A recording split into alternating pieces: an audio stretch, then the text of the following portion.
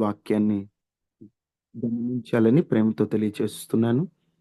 ఆహ్, జ్ఞానము నివాసంగా కట్టబడాలంటే దానికి 7 స్తంభాలు అవసరం. ఒక ఇల్లు కట్టబడాలంటే ఆ ఇంటికి పిల్లర్స్ ఎంత అవసరమో, జ్ఞానం నీలో కట్టబడాలంటే స్తంభాల లాంటివి ఒక 7 నీలో అవసరం. ఆ 7టిని కలిగుండటానికి ప్రయాసపడాలి. ఒకటి ధూప స్తంభం అంటే ప్రార్థనా స్తంభం. ప్రార్థన స్తంభముగా ఏ వ్యక్తి కలుగుంటాడో ఆ వ్యక్తిలో దేవుడే జ్ఞానాన్ని అనుగ్రహిస్తాడు. ఎందుకంటే అనంత జ్ఞాని అయిన దేవునితో మాట్లాడడం ద్వారా, ఆయనతో సహవాసం చేయడం ద్వారా ఆయన జ్ఞానాన్ని మనం పొందుకోవచ్చనమాట. ఇప్పుడు జ్ఞానవంతునితో మాట్లాడాలంటారు.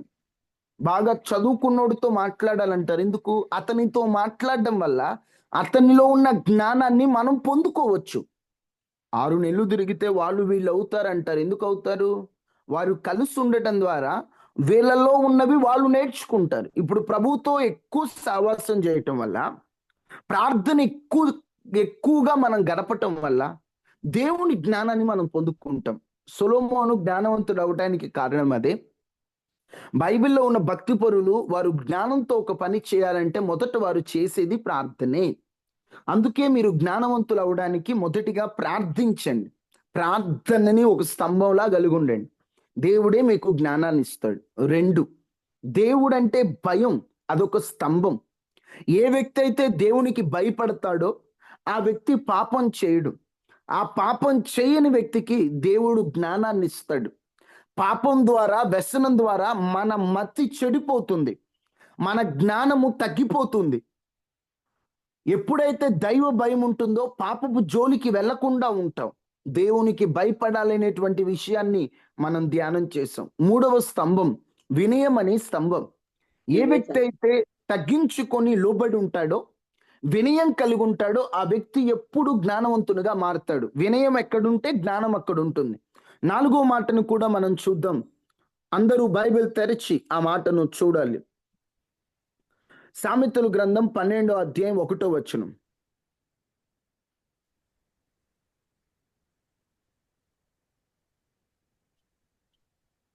సామెతలు 12:1. శిక్షను శిక్షకు ప్రేమించువాడు ప్రేమించువాడు జ్ఞానమును ప్రేమించువాడు, జ్ఞానమును ప్రేమించువాడు గద్దింపును అసహించుకొనువాడు గద్దింపును అసహించుకునివాడు ప్రాయుడు. పశుప్రాయుడు. ఎవరైతే శిక్షను ప్రేమిస్తారో వారు జ్ఞానాన్ని ప్రేమిస్తారు. శిక్ష ఎక్కడుంటుందో అక్కడ జ్ఞానం ఉంటుంది. శిక్ష ఎందుకు శిక్షిస్తారు? శిక్ష 2 రకాలుగా ఉంటుంది. ఒకటి, వారు చేసిన పొరపాటుకి వారు అనుభవించేటువంటి ఆ పరిమాణమే, ఆ వారు అనుభవించేటువంటి వారు చేసిన దానికి అనుభవించే ప్రతిఫలమే శిక్ష. ఆ శిక్ష ఒకటి. ఉదాహరణకి చెప్పాలంటే, ఒక దొంగతనం చేసిన వాడు జైలు పాలయ్యి అక్కడ జీవిత ఖైదీ. అదొక శిక్ష. ఎందుకు? వాడు చేసిన తప్పుకు అది ప్రతిఫలం.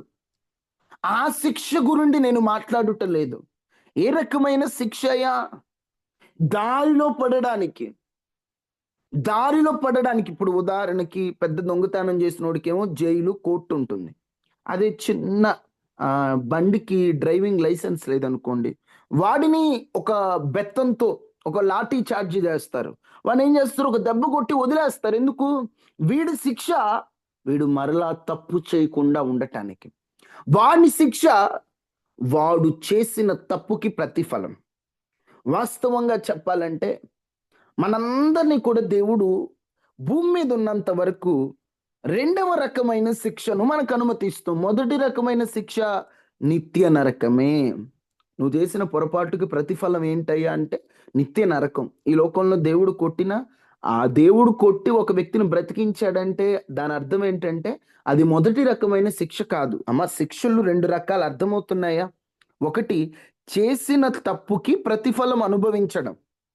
దానికి సరిదిద్దుకునే అవకాశం ఉండదన్నమాట. ఇప్పుడు ఒక వ్యభిచారం చేశాడు. వ్యభిచారం కంటే ఒక రేపు చేశాడు ఒక పనికి మాలినోడు. ఆ పనికి మాలినోడికి ఉరిశిక్ష చేసేశారు. వాడికి ఇంకా సరిదిద్దుకునే అవకాశం ఉంటుందా? మాటలు అర్థమవుతున్నాయా? శిక్ష ఎన్ని రకాలు చెప్తున్నాను. ఉండదు బ్రదర్. ఉండదు. ఉండదు. అదే ఓ చిన్న తప్పు చేశాడు అనుకో, వాడిని కొట్టు వదిలేస్తారు. అంటే వాడికి సరి చేసుకునే అవకాశం ఉందా లేదా? ఉంది. ఉంది. రెండు శిక్షలే, కానీ మొదటి శిక్ష అవకాశం లేని శిక్ష, రెండవ శిక్ష సరిదిద్దుకునే అవకాశం ఉన్న శిక్ష. ఈ భూమి మీద దేవుడు మనకి రెండవ శిక్షను అనుమతిస్తాడు. ఆ శిక్ష ఎందుకు? మరలా తప్పు చేయకుండా ఉండటానికి. ఈరోజు చాలా మంది శిక్షను వద్దనుకుంటున్నారు. వాక్యం ఏమని రాయబడుతుంది? సామెతలు 13:1 చూడండి. 12:1 ఇందాక చదివారు కదా, 13:1 ఇప్పుడు చూడండి. తండ్రి శిక్షించిన కుమారుడు తండ్రి శిక్షించిన కుమారుడు జ్ఞానం గలవాడగును. జ్ఞానం గలవాడగును. తండ్రి శిక్షిస్తాడట. ఆ శిక్ష ఏమి నేర్పుతుంది? జ్ఞానాన్ని నేర్పుతుంది. శిక్షే నాకు వద్దనుకుంటే జ్ఞానం రాదండి. జ్ఞానం రాదు. ఒక స్తంభం జ్ఞానం నివాసంగా కట్టబడాలంటే శిక్షకు లోబడి మనసు రావాలి. నిజమండి. ఒక్కొక్కసారి దేవుడు మనల్ని శిక్షిస్తుంటాడు. ఎందుకు శిక్షిస్తాడంటే, మనము వాస్తవంగా, మీకు ఇంతకు ముందు నేను చెప్పాను, 2 రకాలైన జీవాలు మనలో ఉంటాయని. దేవుడిచ్చిన జీవాన్ని పాపం ద్వారా పోగొట్టుకొని మనిషి జీవాన్ని కలుగుండటం ద్వారా, ఆదాము అవ్వలు చేసిన పాపం ద్వారా మనం ఎంత నీతిగా బ్రతకాలనుకుంటున్నా ఏదో ఒక పొరపాటు, తొందరపడి, ఆవేశపడి, ఆతృతలో వయసును బట్టి చేస్తుంటాం. ఆ పొరపాటు చేసినప్పుడు ఆ పొరపాటు రెండవసారి చేయకుండా ఉండాలంటే ఖచ్చితంగా దేవుడు శిక్షను అనుమతిస్తాడు. శ్రమ కలుగుట నాకు మేలాయని అన్నాడు భక్తుడు. ఎందుకు? శ్రమ కలగక మునుపు నేను త్రోవ విడిచితిని, ఇప్పుడు నీ వాక్యమును అనుసరించి నడుచుకొనుచున్నా. శ్రమ కలగక మునుపు దారి తప్పా. ఎప్పుడైతే శ్రమని, శిక్షను అనుమతించావో సరైన దారిలోకి వచ్చా. శిక్ష నిన్ను చంపడానికి కాదు, నిన్ను ఇబ్బంది పెట్టడానికి కాదు, నీకు నష్టం కలుగు చేయటానికి కాదు, నీవు సరిదిద్దుకొని మరలా పొరపాటు చేయకుండా ఉండటానికే దేవుడు శిక్షను అనుమతిస్తాడు. ఈరోజు దేవుని శిక్షను నువ్వు దేవుడు అనుమతించినప్పుడు ఆ శిక్షను బట్టి సరిదిద్దుకుంటున్నావా, దేవునికి దూరం అయిపోతున్నావా? కొన్ని శిక్షలు దేవుడు అనుమతించి ఉంటాడు. ఆ శిక్షను బట్టి నువ్వేం నేర్చుకున్నావు? ఏం నేర్చుకున్నావు? ఒకసారి నువ్వే ఆలోచించు. ఎప్పుడైతే దేవుడు శిక్షను మనకు అనుమతించాడో ఆ శిక్షను బట్టి మనం జ్ఞానాన్ని వృద్ధి చేసుకోవచ్చు. ఇప్పుడు దేవుడే ఒక శిక్షను అనుమతించలేదండి మనకి. ఒక అజ్ఞానంతో ఒక తప్పు చేసాం, శిక్ష ఉండదు. మళ్ళీ ఏం చేస్తాం? అదే తప్పు చేస్తాం. మళ్ళీ ఏం చేస్తాం? అదే తప్పు చేస్తాం. దేవుడు కొట్టాడు అనుకో, అప్పుడు ఏం చేస్తాం? దేవుడు కొట్టాడనే మాట కూడా మనం వాడకూడదు వాస్తవం. ఎందుకంటే ఆయన కొడితే మనం బ్రతకడం, ఆయన శిక్షకు అనుమతిస్తాడు, దారిలో పడతామని. ఇప్పుడు ఒక వ్యక్తి ఉన్నాడు, దేవుని కంటే అతిగా ప్రేమిస్తున్నాం, ఆ వ్యక్తి నా ప్రపంచం అనుకుంటున్నాం. ఏం చేస్తాడు దేవుడు? కాస్త ఆ వ్యక్తిని మనకు ఆపోజిట్ గా మారుస్తాడు. అప్పటిదాకా నువ్వంటే ప్రాణం అన్న వ్యక్తి మనల్ని అసహించుకోవడం మొదలు పెడతాడు. అప్పుడు ఏం చేస్తాం మనం? దేవా, నువ్వు తప్ప నాకెవరూ లేరయ్యా, నువ్వే నా దిక్కు నాయనా, నా సర్వం నువ్వే, నా ప్రపంచం నువ్వే అని పాటలు పాడతాం. ఎప్పుడు? ఆ శిక్షను దేవుడు అనుమతించాక. ఇప్పుడు దేవుడే శిక్షణ అనుమతిపోతే దేవునితో ఎక్కువ క్లోజ్ ఉంటామా, ఆ వ్యక్తితో ఎక్కువ క్లోజ్గా ఉంటామా? మీరే చెప్పండి. వ్యక్తితో ఎక్కువ క్లోజ్ గా ఉంటామండి. ఆ వ్యక్తితోనే క్లోజ్గా ఉంటాం. ఎన్నిసార్లు మనుషుల ఆలోచనల్లో, మనుషుల మాటల్లో పడి దేవుణ్ణి ప్రక్కన పెట్టిన సందర్భాలు ఎన్నున్నాయండి మన జీవితాల్లో. నిజం చెప్తున్నా, మనం చేసే చిన్న చిన్న పొరపాట్లేనండి.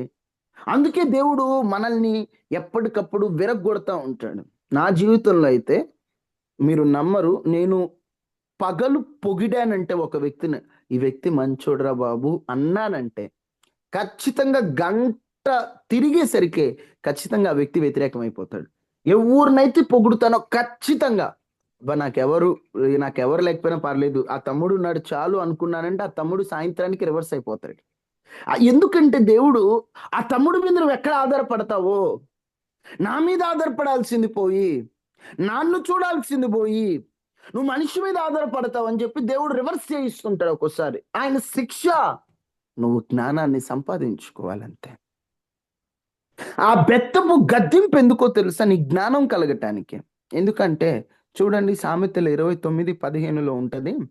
బెత్తమును గద్దింపును జ్ఞానమును కలుగ చేయును.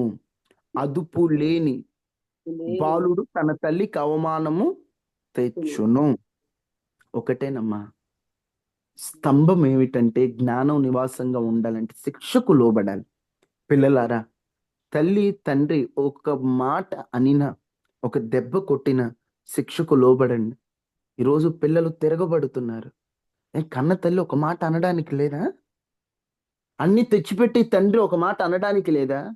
బెత్తం పట్టుకుంటే రివర్స్ అయిపోతున్నారు. ఎందుకు శిక్షిస్తున్నారు? నిన్ను చంపాలన్నా, నిన్ను అంతం చేయాలని వాళ్ళకి ఆశ. ఒక తల్లికి అలాంటి మనసు ప్రాణం పోయినా రాదండి. ఒకవేళ అలాంటి మనసు వచ్చిన తల్లి 9 నెలలు మోయదు అసలు. ఈరోజు తల్లిదండ్రులు ఎంత ప్రేమిస్తున్నా బిడ్డలు శిక్షను తృణీకరిస్తున్నారు. శిక్షను ఆ తల్లి ఒక మాట అనిందంటే చాలు, నేను మా నాన్న పార్టీ అనేస్తారు.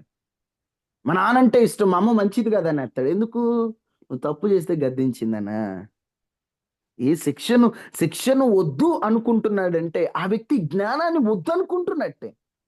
నేను తప్పు చేశాను కాబట్టి మా అమ్మ తన్నింది, నేను తప్పు చేశాను కాబట్టి మా తల్లి తిట్టింది, పోనీలే నేను తప్పు చేయబట్టే కదా అనేటువంటి ఆలోచన ఉన్నటువంటి యవనస్తురాలైనా నిశ్చయముగా జ్ఞానాన్ని సంపాదించుకుంటారు. వాడెవడు నన్ను అనటానికి, వీడెవడు నన్ను కొట్టడానికి. ఈ రోజుల్లో చెప్పుకోవడానికి సిగ్గుచేటు. టీచర్స్ పిల్లల మీద ఏదైనా పొరపాటు చేసినా, సరిగ్గా చదవకపోయినా బెత్తం పట్టుకొని ఒక దెబ్బ కొట్టే అధికారం కూడా లేదు. తిరగబడిపోతున్నారు. తల్లిదండ్రులు కూడా దానికి తగ్గట్టే తయారయ్యారు. పిల్లల్ని గారాబం చేసి బెత్తాన్ని వాడకుండా, శిక్ష లేకుండా ఎలా అండి? ఇప్పుడు వాడు చదవడు, స్కూల్లో టీచరు కొడతదన్న భయంతో అయినా చదవాలి. కానీ మీరేం చేస్తున్నారు? కొంతమంది తల్లిదండ్రులు, నా పిల్లోని కొట్టడానికి లేదు, మేము మేము వాడికి ఓ మేము పాలు పోసి పెంచాం, మేము అన్నం పెట్టి పెంచాం అంటే అందరట్టే కదమ్మా పెంచింది. నా పిల్లని కొడితే ఒప్పుకోనంట, ఆమె పట్టించుకోదు, వాడు చదవడు, రేపటి రోజున వాడికి చదువు లేదు, పని చేత కాదు, గాలికి తిరుగుతూ వాడి జీవితం పాడవుతుంది. శిక్షను పిల్లలకు నేర్పించండి అమ్మా. ఎవరైనా పెద్దవారు ఉన్నారు, నాయనమ్మలు, తాతయ్యలు, ఒక మాట గద్దించారంటే నా ఇష్టం, నా పిల్లలు అనొద్దు. ఎవరైనా గద్దించినప్పుడు నీకొచ్చి చెప్పారనుకో, రే వాళ్ళ అన్న దాంట్లో తప్పేముంది, నువ్వు తప్పు చేసావు కాబట్టి పలానా ఆయన తిట్టాడు, తప్పేం లేదు, పడు అని నేర్పించండి. శిక్షణ నేర్పించండి. అంతే తప్ప నా పిల్లల్ని ఎందుకంటావు, తప్పు చేస్తాడు నా పిల్లోడు, ఇవన్నీ వద్దు. బిడ్డల్ని వెనకేసుకు రావాల్సింది ఇలాంటి విషయాల్లో కాదు. నిజంగా ప్రేమ కలిగిన తల్లి, నిజంగా ప్రేమ కలిగిన తండ్రి బిడ్డను శిక్షించాలని కోరుకుంటారు. ఆ శిక్ష వాడిని నాశనం చేయడానికి కాదు, వాడికి జ్ఞానాన్ని నేర్పడానికి, రెండవసారి ఆ పొరపాటు చేయకుండా ఉండటానికి. జ్ఞానం నివాసంగా కట్టుకోవాలంటే శిక్ష అని ఒక స్తంభం ఉండాలండి. ఆ స్తంభమే లేకపోతే ఈ రోజున చాలా మంది జ్ఞానం అనేటువంటిది లేకుండా కూలిపోతుంది వాళ్ళలో జ్ఞానం. ఈరోజు పనికి మాలిన మాటలు ఎన్నో మాటలు మాట్లాడుతుంటారు, పనికి మాలిన పాటలు వింటారు. అందుకే ప్రసంగి 7:5 ఉంటది, బుద్ధిహీనుల పాటలు వినుట కంటే, పూరించాలన్నమాట, బుద్ధిహీనుల పాటలు వినుట కంటే జ్ఞానుల గద్దింపు వినుట మేలు. మేలు. ఈరోజు యవనస్తులేని బుద్ధిహీనుల పాటలు ఎప్పుడు ఆ చెవుల్లో పెట్టుకుని తీయడు. బుద్ధిహీనుని పాటలు, మీ పిల్లల్ని సినిమా పాటలు వినే వద్దమ్మా. ప్రేమగా చెప్పండి. ఎందుకంటే ఆ పాటలు వినడం ద్వారా ఆ ఫీలింగ్స్ వస్తుంటాయి. వాడు ఆ సినిమా పాటల్లో ఓ పనికి మాలినవన్నీ వినిపిస్తూ, ఆ అమ్మాయితో ఇలా, ఈ అబ్బాయితో ఇలా, నువ్వు నా ప్రాణం, నువ్వు నా హార్ట్లో బీటు, ఇవన్నీ పనికి మాలిన పాటలండి. ఆ లిరిక్స్ పనికి మాలిన లిరిక్స్. ఎప్పుడన్నా మేము ప్రయాణాలు చేస్తున్నప్పుడు, ఈ మధ్య బస్సుల్లో కూడా పెడుతున్నారుగా, బస్సులైనా, కార్లైనా, ఆటోలో, ఎక్కడైనా సినిమా పాటలు చెవిన పడుతుంటాయి. ఆ లిరిక్ చెవిన పడినప్పుడు ఏట్రా, ఏంటిది, ఏం మాటలు ఇవి, ఏ పాటలు ఇవి, చండాలమండి. ఒకప్పుడు పాటల్లో అర్థం ఉండేదట. పెద్దవాళ్ళు చెబుతుంటారు, మా పాటల్లో కాస్త అర్థం ఉంది. ఇప్పుడు పాటలు పనికి మాలినవి, డబల్ మీనింగ్ పాటలు, బూతు పాటలు. అలాంటి బుద్ధిహీనుల పాటలు వినుట కంటే ఏది వినుట మేలట? జ్ఞానుల గద్దింపు వినుట. శిక్షను ప్రేమించేవాడు ఎవరైనా గద్దిస్తే ఆ మాటకు లోపడతారు. ఈరోజు ఎవరినైనా పిల్లల్ని ఒక తప్పు చేయొద్దురా బాబు, నువ్వు జ్ఞానం సంపాదించుకోవాలంటే ఈ పొరపాటు చేయొద్దంటే వాళ్ళ ముందు చేయట్లా, పొరపాటు వాళ్ళు లేనప్పుడు చేస్తున్నారు. నువ్వు పొరపాటు చేయొద్దండి ఎందుకు? వాళ్ళ ముందు వేషధారిగా బ్రతకమని కాదు, నీ మంచి కోసమే, నీ మంచి కోసమే. సినిమా పాటలు వినొద్దురా బాబు అంటే నా ముందు వినరు, నేను లేనప్పుడు వింటా ఉంటారు కొంతమంది. ఎందుకు? ఎందుకలా? అవి వినడం వల్ల నీకు నష్టం, నాకు కాదు నష్టం. నువ్వు నా ముందు నటించి పక్కకి వెళ్ళి ఉంటే నువ్వు పడతావు గుంటలో. ఒకటే ఒకటే ఇంతసేపటి నుంచి నేను ఒకటే, శిక్షను ప్రేమించడం పెద్దవారు నేర్చుకోవాలి, పిల్లలు నేర్చుకోవాలి, యవనస్తులు నేర్చుకోవాలి. ఎందుకంటే శిక్ష అనేది జ్ఞానానికి ఒక స్తంభం లాంటిది. ఆ శిక్షకు లోబడకపోతే జ్ఞానం రాదు, జ్ఞానం రాదు. శిక్షకు లోబడాలి. శిక్షను అవసరం లేదన్నోడు అసలు నా కుమారుడే కాదు, వాడు దుర్బీజ్ అని ఉంటది హెబ్రీలో. వాడు నా బిడ్డే కాదు, వాడు నా బిడ్డ అయిన వాడు శిక్షకు లోబడతాడు. తండ్రి తనకిష్టమైన వారిని ప్రేమించి గద్దిస్తున్నాడు. ఈరోజు దేవుడు నీకు శిక్షను అనుమతిస్తున్నాడు, నిన్ను ప్రేమిస్తున్నాడు కాబట్టి సరిదిద్దుకోవాలి తప్ప, మార్చుకోవాలి తప్ప, నేను ఇంతే, నా బ్రతుకింతే అనేటువంటి మనసు కలిగనివ్వద్దు. శిక్షకు లోబెడతావు. ఎవరైనా మనల్ని గద్దించినప్పుడు నువ్వెవరు నన్ను అనటానికి, నా ఇష్టం నా బ్రతుకు ఇలాంటి వద్దు దయచేసి. నిన్ను గద్దించినోడు పనికి మాలినోడైనా నీ నిన్ను గద్దించే మాట వాస్తవం అయితే లోబడంతే. భక్తుడేమన్నాడు? నీతిమంతుడు నన్ను గద్దించడం నాకు నీ కంటత వాక్యాలు నేర్పియాలి. ఈజీ అయిన వాక్యాలు కూడా నోటెడ్ చేసుకోవాలమ్మా. మేలాయన నీతిమంతుడు నన్ను కొట్టుట నాకు ఉపకారము, ఉపకారము. వారు నన్ను గద్దించుట నాకు తైలాభిషేకము. ఏటట? నీతిమంతులు నన్ను కొడితే నాకు ఉపకారం చేసిన, నాకు మంచి చేసిన వాళ్ళు అవుతారు. వారు నన్ను గద్దిస్తే నాకు అదొక అనాయింటింగ్, ఒక అభిషేకం అని అంటున్నారు. నేను అట్టి అభిషేకమును త్రోసివేయ కుందునుగాక. వారి దుష్టక్రియలు చూచి వారి కొరకు ప్రార్థన చేస్తున్నానంటే, అరే నేను గద్దించే వాడిలో దుష్టక్రియలు ఉన్నాయి, అయినా నాకు అనవసరం. నా తప్పు నాకు చెప్పాడు, నేను మార్చుకుంటా. ఆయన ఎలా ఉంటే నాకెందుకు? ఇప్పుడు పాస్టర్ గారు ఏదన్నా చెప్పారనుకోండి, అమ్మాయి తప్పు అంటే మార్చుకునే మనసు ఉన్న వాళ్ళు చాలా తక్కువ. ఆయన చూడెట్టున్నాడు, పాస్టర్ గారి చెల్లెలు చూడెట్టుందో, పాస్టర్ గారి కూతురు చూడెట్టుందో, వాళ్ళు తప్పు చేస్తే దేవుడు ఎవరిని వదిలిపెట్టడమ్మా. దేవుడికి వాళ్ళు వీళ్ళు పాస్టర్ గారు వాళ్ళు వీళ్ళు ఏ భేదమే లేదు. క్రీస్తు న్యాయపీఠం ఎదుట అందరూ ఒకటే. అక్కడేమి రిజర్వేషన్లు ఉండవు, అక్కడేం వాళ్ళు వీళ్ళు అనేటువంటిది ఏమి ఉండవు, అందరు ఒక్కటే. నీకు చెప్పేవాడు నీతిగా లేకపోతే అక్కడ లెక్క చెప్పుకుంటాడు. నీకు వానితో నీకెందుకు? నువ్వెలా ఉన్నావు నీకు అది ముఖ్యం. నీ జీవితం ఎలా ఉందో నేను గద్దించు, నేను ఒక్కటే చెప్తున్నా, ఎవరైనా మిమ్మల్ని గద్దిస్తే వాళ్ళ జీవితం ఎలా ఉందని చూడొద్దు. వాళ్ళది వాళ్ళు లెక్కొప్పు చెప్పుకుంటారు, దేవుడు వదిలిపెట్టడు. మీరు వదిలిన వాళ్ళు దేవుడికి లెక్కొప్పు చెప్పుకుంటారు. కాబట్టి దయచేసి మీ పొరపాట్ల మీద మీరు దృష్టి నిలపండి. నేను ఎలా ఉన్నా, నా బ్రతుకు ఎలా ఉంది, నేనెట్టున్నాను, నీ గురించి నువ్వు ఎక్కువ ఆలోచించుకో తప్ప వాళ్ళెట్టా ఆమెట్టా ఈడిట్టా వాడిట్ట చేశాడు, ఆడి పనికి మాలిన పని చేశాడు, ఏమెట్టిపోయింది వాడిట్ట చేసి, ఇవన్నీ వద్దండి. ఇప్పటికైనా కొంచెం వాక్యానుసారంగా శిక్షను ప్రేమించే మనసు కలిగి ఉందాం, గద్దింపును ప్రేమించే మనసు కలిగి ఉందాం. గద్దింపును అసహించుకుంటే పశుప్రాయులు అవుతాం, జ్ఞానం రాదు. పశుప్రాయుడు ఎందుకన్నాడు? పశువు జ్ఞానం ఉంటుందా? ఉండదు కదా. మనం గనక శిక్ష వద్దు, నా గద్దింపు వద్దు, నన్ను అందరూ ప్రేమించాలి అనుకుంటే, అందరు ప్రేమగానే ఉండాలంటే నువ్వు ఇంకా పశువులా తయారవుతావు. ఇంకా నేను ఒక్కటే చెప్తుంటా, పొగిడేవాని కంటే తిట్టేవానితో ఎక్కువ సావాసం చేయండి. పొగిడేవాని ద్వారా నష్టాలే తప్ప లాభాలు ఏముండవు. తిట్టేవాని ద్వారా సరి చేసుకో. తిట్టడం అంటే ఊరక దూషించడం అని కాదు, నీలో ఉన్న పొరపాట్లు. నేనైతే ధైర్యంగా చెప్పగలను, నా చుట్టుప్రక్కల ఉండే వాళ్ళంతా కూడా నన్ను పొగిడే వాళ్ళకంటే నాలో ఉన్న లోపాలను ఎతుకుతూ ఉంటారు. అది మేలు. ఎందుకు? వారు చెప్పడం వల్ల మార్చుకుంటాను.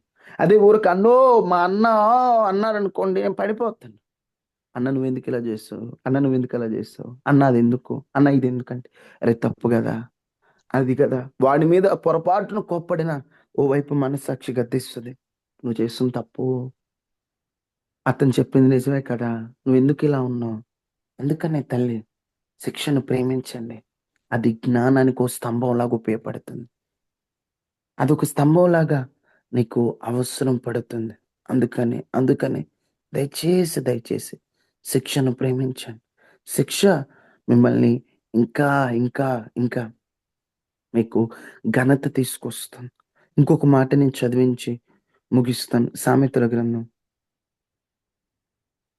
25:12.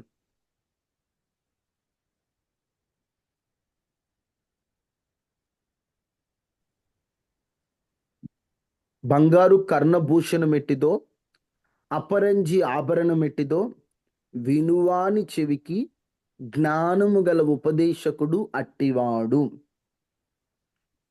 వినువ బంగారు కర్ణభూషణం అంటే బంగారు దండ, బంగారు ఆభరణాలు ఎంత అందంగా ఎంత ఆనందంగా ఉంటుందో, వినువాని చెవికి జ్ఞానము గల ఉపదేశకుడు అంటే ఎవరు జ్ఞానాన్ని నివాసం కట్టుకోగలుగుతారంటే 5వ స్తంభం వినేవాడు.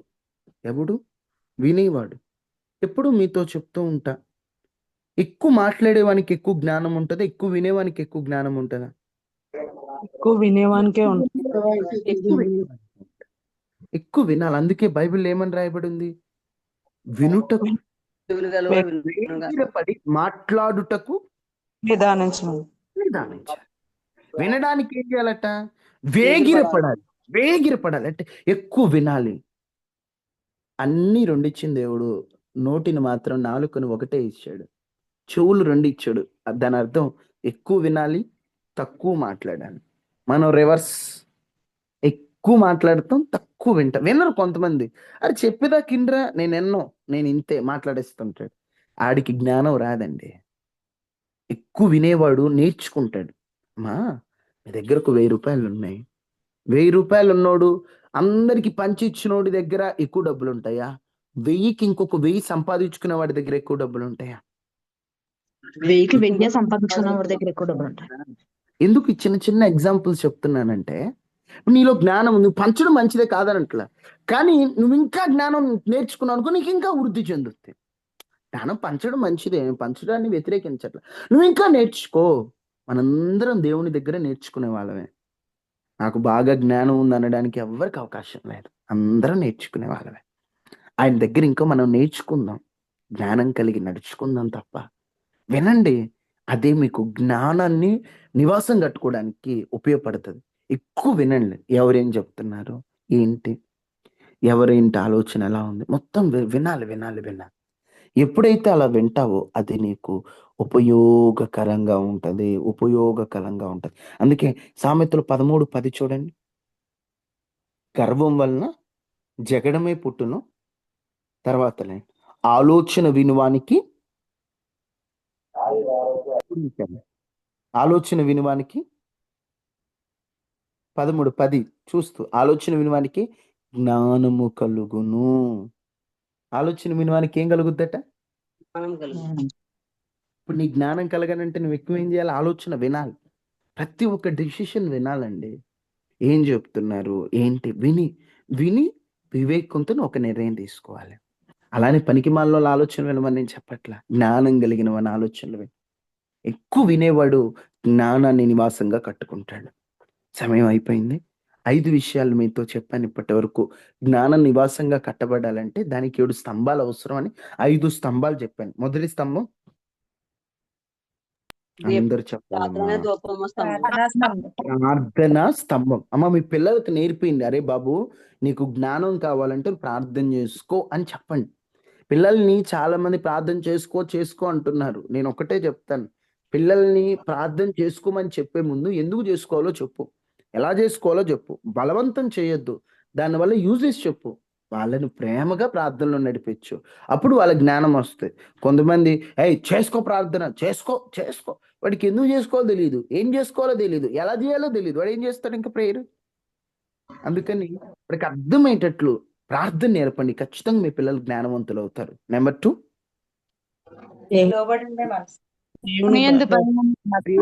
భయమే. దేవుని భయం ఎవరిలో ఉంటుందో వారిలో జ్ఞానం ఉంటుంది. గుర్తుపెట్టుకోండి. 3, వినయము వినయం ఎక్కడుంటే అక్కడ జ్ఞానం ఉంటుంది. 4, శిక్ష ఎక్కడుంటే అక్కడ జ్ఞానం ఉంటుంది. శిక్ష అనే స్తంభం. 5వ స్తంభం వినడం వల్ల మాట వినడమే ఒక స్తంభం. వీటిని జ్ఞానము నివాసంగా కట్టుకొని ఈ స్తంభాలను మనం అనుదినం చెక్కుకోవాలి. ప్రార్థన చేసుకున్నాం, అందరు తలలు వంచి. రాజాది రాజా, దేవాతి దేవ, కృపా సత్య సంపూర్ణుడానికి వందనాలు. జ్ఞానము నివాసంగా కట్టుకొని దానికి 7 స్తంభములు చెక్కుకొనినది. మాలో జ్ఞాన నివాసంగా కట్టబడాలంటే ముందు స్తంభాలను చెక్కుకోవాలి. ఆ 7 స్తంభాలు ఏంటో వాక్యంలో నుండి మాతో మాట్లాడుతున్నారు. ప్రార్థన అనే స్తంభం మాకు అవసరమని, అయ్యా నీ యందు భయం మాకు అవసరమని, వినయం అవసరమని, శిక్ష అవసరమని, వినే మనస్సు అవసరమని మాకు చెప్పావు. ఈ 5 స్తంభాలను మేము ఈ చెక్కుకున్నట్లుగా జ్ఞానాన్ని ఇవ్వండి అయ్యా. విత్తబడిన వాక్యాన్ని నీరుకట్టి ఫలింపు చేయండి. తమ్ముళ్ళు ఎంతో మంది, చెల్లెళ్ళు, అమ్మలు, అక్కలు, అన్నయ్యోళ్ళు ఎంతో మంది ఉన్నారు. వారందరినీ జ్ఞాపకం చేసుకుని జ్ఞానముతో నింపండి అయ్యా. మీ జ్ఞానాన్ని సంపాదించుకునే కృపనివ్వండి. అనారోగ్యంతో ఉన్నవారికి స్వస్థత ఇవ్వండి. ఆర్థిక సమస్యలతో ఉన్నవారికి ఆర్థికంగా సహాయం చేయండి. బాధల్లో బంధింపబడిన వారికి విడుదలనివ్వండి. మానసికంగా పరిస్థితి బాలేని వాళ్ళకి సహాయం చేయండి. అనారోగ్యంతో ఉన్న తమ్ముడు అశోకును కూడా ముట్టి స్వస్థపరచండి. ఇంకా ఎవరెవరు అనారోగ్యంతో ఉన్నారో వారందరినీ బాగు చేయమని అయ్యా, కనికరించమని, కృప చూపించమని, నీ బిడ్డల పక్షాన మీరు ఉండమని, దయ ఉంచి కాపాడమని, కన్నీటిని తుడిచి అద్భుతం చేయండి ప్రభా. నీ బిడ్డల పక్షాన మీరు ఉండండి అయ్యా. అయ్యా, ప్రతి ఒక్కరి చుట్టూ మీ కంచె వేయండి. వైరస్లు, అనారోగ్యాలు, ప్రమాదాల నుండి తప్పించమని, అన్ని ఇళ్లలో శుభం మీరు అనుగ్రహించమని, సాతానికి అవకాశం లేకుండా మా కుటుంబాల చుట్టూ కంచె వేయమని యేసు నామములో అడిగి వేడుకుంటున్నాము తండ్రి. ఆమేన్. ఆమేన్.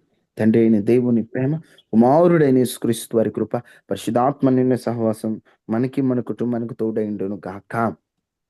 ఆమేన్.